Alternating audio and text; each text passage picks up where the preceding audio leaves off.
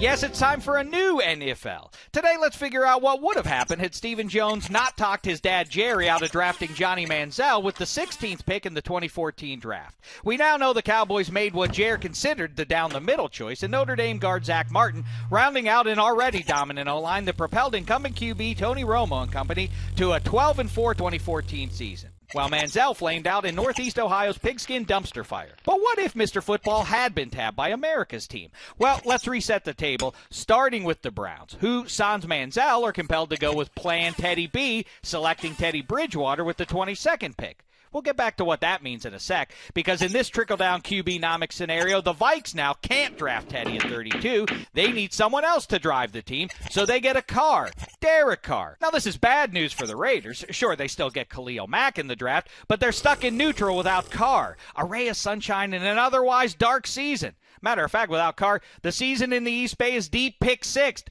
Matt Schaub was on the roster after all. And instead of winning 3 of their final 6 games to land the 4th overall pick, Oakland finishes dead last, a.k.a.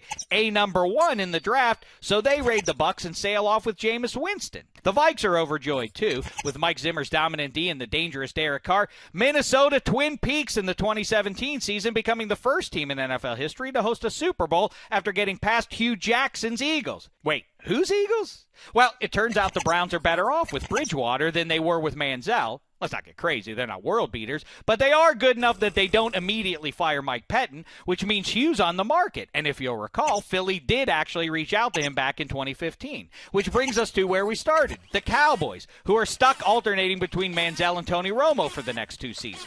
Either way, without the difference-making rookie Zach Martin on that line, Dallas doesn't have as dominant a run game. And without that great 2014 season to make Jer forget the forgettable 2015 campaign, Dallas shows Jason Garrett the door. And through those open doors walks John Gruden. He's not big on Johnny, but he and Jer are both big Paxton Lynch fans. It's true, look it up. While Romo ditches not because of injury, but melodrama fatigue.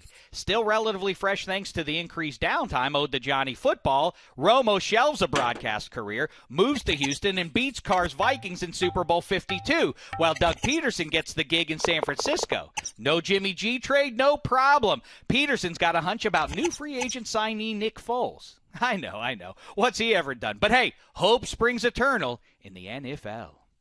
This is the NFL.